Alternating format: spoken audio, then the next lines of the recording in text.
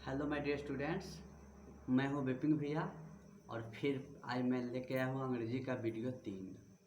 बच्चों, पिछले क्लास में मैंने आपको तो ग्रामर के बारे में बताया था और आपको ऑर्थोग्राफी के बारे में मैंने बता चुका था। अब मैं आपको ऑर्थोग्राफी से संबंधित जो बात मैं बताया तो उसमें आपको बताया था कि मैं आपको आर्टिकल पढ़ाऊँगा, लेकिन मैंने सोचा कि आर्टिकल पढ़ाने से पहले एक और वीडियो मैं आपको जारी कर देता हूँ, क्योंकि आर्टिकल्स पढ़ाने से पहले आपको कभी कभी नाउन की ज़रूरत पड़ेगी, एडजेक्टिव की ज़रूरत पड़ेगी, एडवर्ब की ज़रूरत पड़ेगी। तो मैंने इसीलिए आज मैं आपको आर्टिकल पढ़ाने के एक वीडियो बनाऊंगा, लेकिन उसके पहले मैं आपको शुरू करता हूँ आज इटिमोलॉजी, ग्रामर का जो शाखाएँ हैं उसके बारे में, उसका विस्तार रूप। तो बच्चों, आप लोग ध्यान से मेरी बात को समझेंगे। मैंने आपको बताया था कि इटिमोलॉजी क्या है, कि अक्षरों के ऐसे जो है समूह जिसका पूरा पूरा अर्थ निकले, वही शब्द विचार के अंतर्गत आता है। यानी कि मैंने आपको बताया था एक combination of letters which makes the complete sense और complete meaning, that is called etymology. तो मैं आपको ये बात बताऊं कि शब्द के समूह, तो शब्द तो अनेकों प्रकार के हो सकते हैं। जैसे मैं आपको बता देता हूँ कि राम भी एक शब्द है, अच्छा भी एक शब्द है, लाल हरा काला भी एक शब्द है, पढ़ना भी एक शब्द है, ऊपर नीचे भी शब्द है। अर्थात ये संपूर्ण जो शब्द है, ये सारे शब्द को हम लोग इटिमोलॉजी कहेंगे। लेकिन अब मैं आपको ये बताऊं कि यह संपूर्ण शब्द को ये ग्रामर के कैटेगरी के हिसाब से अलग अलग भागों में इसको डिवाइड किया गया है। अर्थात कहने का अर्थ है कि अब ये आपको इटिमोलॉजी चैप्टर से ही निकल के आता है शब्द के भेद, यानी पार्ट्स ऑफ स्पीच। तो एकदम आपको बहुत मजा आएगा पढ़ने में। आज हम शुरू करने वाले हैं पार्ट ऑफ स्पीच। तो पार्ट ऑफ स्पीच निकला किससे? तो इटिमोलॉजी से ही निकला है। तो बच्चों, पार्ट ऑफ स्पीच का हिंदी होता है पार्ट ऑफ स्पीच, मतलब शब्द के भेद। तो हम लोग जो ग्रामर में जितने भी सारे शब्द पढ़ते हैं, वो मतलब ग्रामर के रूल्स के अनुसार इन सभी शब्दों को 8 भागों में डिवाइड किया गया है। यानी कि कहने का मतलब ये हुआ, पार्ट ऑफ स्पीच की अगर परिभाषा आपसे पूछा जाए तो इसको हम कह सकते हैं कि ग्रामर के नियमानुसार सभी शब्दों को 8 भागों में डिवाइड किया गया है, जिसे शब्द के भेद, पार्ट्स ऑफ स्पीच के नाम से जानते हैं। तो ये 8 जो आपको है वो कौन कौन सा है? तो बच्चों ध्यान देंगे, ये शब्द के 8 जो भेद है उसमें आता है नाउन। क्या आता है? Noun, pronoun, adjective, verb, adverb, preposition, conjunction और इंटरजेक्शन। अर्थात संपूर्ण जो शब्द हैं वो इसको ग्रामर के नियमानुसार इसी 8 कैटेगरी में डिवाइड किया गया है। मतलब इसी 8 को हम लोग अब बारी बारी से अगर बढ़िया से पढ़ेंगे तो ग्रामर में कहीं दिक्कत नहीं होगी।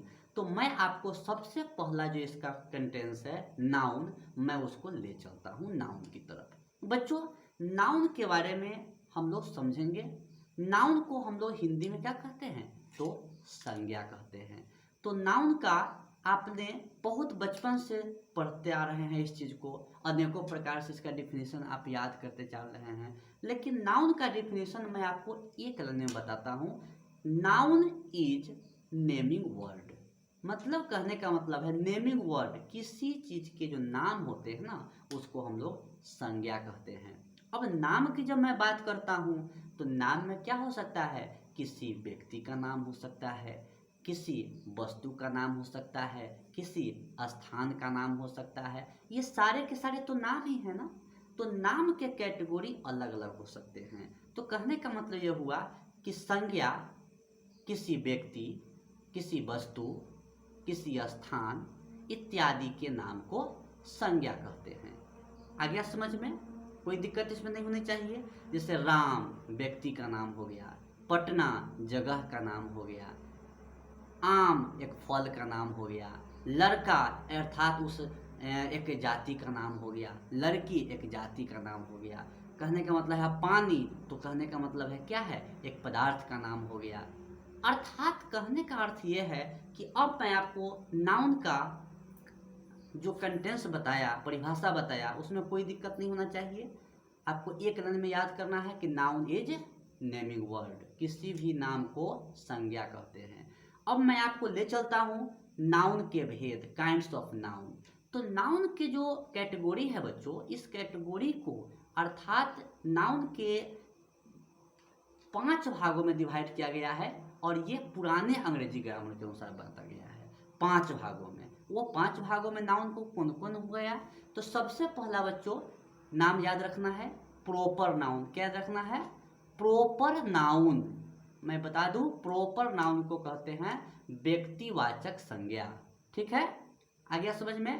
प्रॉपर नाउन व्यक्तिवाचक संज्ञा। कॉमन नाउन जातिवाचक संज्ञा। कॉमन नाउन मीन्स जातिवाचक संज्ञा। Proper noun, common noun, collective noun. एकदम याद रखना है, कलेक्टिव नाउन मतलब समूहवाचक संज्ञा। Proper noun, common noun, collective noun, material noun द्रववाचक संज्ञा और अब्स्ट्रैक्ट नाउन भाववाचक संज्ञा। ये नाउन के 5 भाग में डिवाइड किया गया है पुराने अंग्रेजी ग्रामर के अनुसार। Proper noun, common noun, collective noun, material noun, abstract noun. अब मैं आपको इसका एक डिफिनीशन और इसका एग्जाम्पल बता रहा हूँ। बच्चों, प्रॉपर नाउन को कहते हैं व्यक्तिवाचक संज्ञा, अर्थात किसी खास व्यक्ति के जो नाम होता है या किसी खास जगह के नाम होता है, हम उसको प्रॉपर नाउन कहते हैं। मतलब कहने का अर्थ यह हुआ कि राम, तो राम जब हम बोलते हैं तो वो किसी खास व्यक्ति का नाम है। मोहन, वो किसी खास व्यक्ति का नाम है।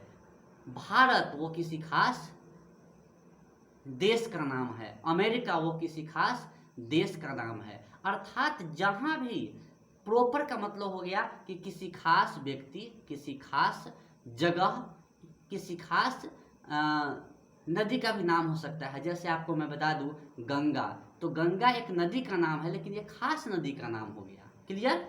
तो कहने का मतलब ये हुआ कि ये सारे के सारे प्रॉपर नाउन है। किस प्रॉपर नाउन किसी खास व्यक्ति, किसी खास वस्तु या किसी खास जगह के नाम को भी कह सकते हैं। खास मतलब किसी खास चीज से जुड़ा हुआ होना चाहिए। तो प्रॉपर नाउन समझ में आ गया होगा। मैं इसके एग्जाम्पल के साथ क्लियर करते जा रहा हूँ और इसके बाद फिर समझा भी दूंगा। अब मैं चलता हूँ कॉमन नाउन। कॉमन नाउन कहते हैं जातिवाचक संज्ञा। तो बच्चों, जाति का मतलब ये समझिए कि उसके पूरे एक जाति का बोध होता है। जैसे मैं बता देता हूँ कि जैसे लड़का जब बोलते हैं तो लड़का कहने से क्या होता है? पूरे लड़का जाति का बोध होता है। लड़की कहने से क्या होता है? पूरे लड़की जाति का बोध होता है। तो बुआ मतलब लड़का, तो बुआ ये क्या हुआ? ये कॉमन नाउन हुआ। और गर्ल क्या हुआ? ये भी एक कॉमन नाउन हुआ। काऊ क्या हुआ? गाय, पूरे गाय जाति का बोध रहा है, कॉमन नाउन हुआ ये। उसी प्रकार से अर्थात जिससे पूरे जाति का बोध हो जाए उसको कहते हैं कॉमन नाउन। अब एग्जाम्पल मैं आपको क्लियर करता हूँ ताकि आप समझेंगे। अगर होगा कि Sita is a good girl, क्या बोले मैंने? Sita is a good girl, Sita एक अच्छी लड़की है। इस वाक्य में बच्चों सीता जो हुआ वह प्रॉपर नाउन हुआ और गर्ल जो हुआ वो कॉमन नाउन हुआ। आ गया समझ में? कोई दिक्कत? Ganga is a Holi river, Ganga एक पवित्र नदी है। इस वाक्य में गंगा किसी खास नदी का नाम है, अर्थात गंगा प्रॉपर नाउन हुआ और रिवर जो है वो कॉमन नाउन हुआ। आपको समझ में आ गया होगा। मैं आगे बढ़ूं। अब मैं चलता हूं कलेक्टिव नाउन पर, समूहवाचक संज्ञा। तो बच्चों, जो एक समूह का बोध कराता हो, अर्थात एक समूह का मतलब हो गया जिसमें बहुत सारे लोग उसमें उपस्थित हो गए। जैसे हम बोलते हैं आर्मी, सेना, तो सेना कहने का मतलब उसमें बहुत सारे जो है सेना वहाँ पर रहते हैं, तो एक समूह का बोध होता है। जैसे गुच्छा के बारे में देखते हो ना, जैसे अंगूर का गुच्छा हो गया, लीची का गुच्छा हुआ, तो उसमें क्या होता है? एक गुच्छा में बहुत सारे फल जो है समूह में रहते हैं। तो इस प्रकार से जैसे जहाँ एक समूह का बोध हो, जिस नाम से एक समूह का बोध हो, उसको क्या कहते हैं हम लोग? उसको कहते हैं कलेक्टिव नाउन। बच्चों, मैं अब चलता हूँ मटेरियल नाउन पर। मटेरियल नाउन मतलब क्या होता है? द्रववाचक संज्ञा। द्रववाचक संज्ञा मतलब जिसमें किसी पदार्थ के नाम का बोध होता है। जैसे आप पानी के बारे में समझ लीजिए, तेल के बारे में समझिए, दूध के बारे में समझिए, आटा हो गया, चावल हो गया, अर्थात जो है एक बार मैं बता दूं, खाने पीने नापने तोलने वाले जो भी पदार्थ के नाम आपके सामने आएंगे वे सब के सब क्या होते हैं, मटेरियल नाउन कहलाते हैं, द्रववाचक संज्ञा कहलाते हैं। आ गया समझ में? कोई दिक्कत इसमें नहीं होना चाहिए। मैं इसके बारे में और आगे बताऊंगा, इसमें कोई दिक्कत नहीं होगी आप लोगों को। अब है अवेस्टेक्ट नाउन। अवेस्टेक्ट नाउन का मतलब होता है भाववाचक संज्ञा। मतलब बच्चों, संज्ञा का वह भाग जिसको न हम छू सकते हैं और न ही हम देख सकते हैं, सिर्फ हम अनुभव कर सकते हैं, उसको कहते हैं क्या चीज़, अवेस्टेक्ट नाउन। जैसे बच्चों ऑनेस्टी के बारे में आप समझते होइएगा, ईमानदारी, डिजऑनेस्टी मतलब बेईमानी। तो इस तरह से जो सेंटेंस होते हैं, किसी का ऑनेस्टी के आप छू नहीं सकते हैं, किसी का ऑनेस्टी को आप देख नहीं सकते हैं, सिर्फ उसका अनुभव कर सकते हैं। तो कहने का मतलब हुआ कि मैंने अभी आपको बताया नाउन के 5 भेद, proper noun, common noun, collective noun, material noun, abstract noun, और इसके बारे में मैंने क्या किया है, उसको परिभाषा और एग्जाम्पल दिया है। तो मैं उम्मीद करता हूँ कि आपको समझ में आया होगा। बच्चों, मैं आपको अब थोड़ा सा आगे बढ़ाता हूँ। इसका प्रत्येक चीज़ का मैं आपको एक पीडीएफ भी दूंगा और सारे का लिखित जो है नोट्स भी मैं आपको एक क्लास में दूंगा, जो अगला वीडियो में जारी करूंगा। उसमें आप पेशेंस रखिए, कम से कम देखिए, आप लोग सुनिए मेरे वीडियो को। आपको जहाँ भी प्रॉब्लम हुआ ना, मैं आपका हर मोड़ पर साथ हूँ। तो अब मैं आपको ले चलता हूँ, ये जो ग्रामर के पुराने अंग्रेजी ग्रामर से जो नाउन को 5 भागों में बांटा जा गया, वही अब मॉडर्न इंग्लिश ग्रामर की जब मैं बात करता हूँ, तो ये ग्रामर नाउन की जो 5 कैटेगरी है ना, उसको लेके 3 भागों में डिवाइड किया गया। कौन कौन?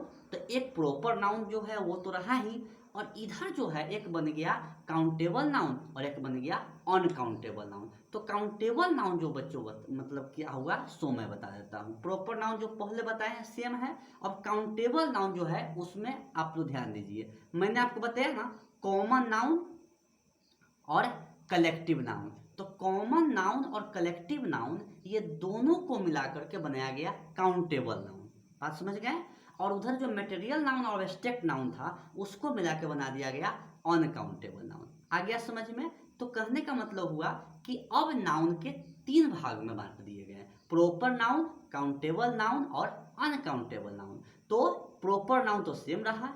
अब कॉमन और ये जो है कलेक्टिव को काउंटेबल नाउन मान लिया गया और मटेरियल और एब्स्ट्रैक्ट को अनकाउंटेबल नाउन मान लिया गया। कोई दिक्कत नहीं है। अब काउंटेबल नाउन का परिभाषा आपको एकदम सिंपल है, गणनीय संज्ञा, और अनकाउंटेबल नाउन का अगणनीय संज्ञा। तो कहने का मतलब है नाम से क्लियर है, काउंटेबल जिसको हम लोग गिन सकते हैं, काउंटिंग कर सकते हैं, काउंटेबल। अनकाउंटेबल जिसको हम लोग नहीं गिन सकते हैं उसको क्या कहेंगे, अनकाउंटेबल नाउन कहेंगे। कोई दिक्कत नहीं है इसमें।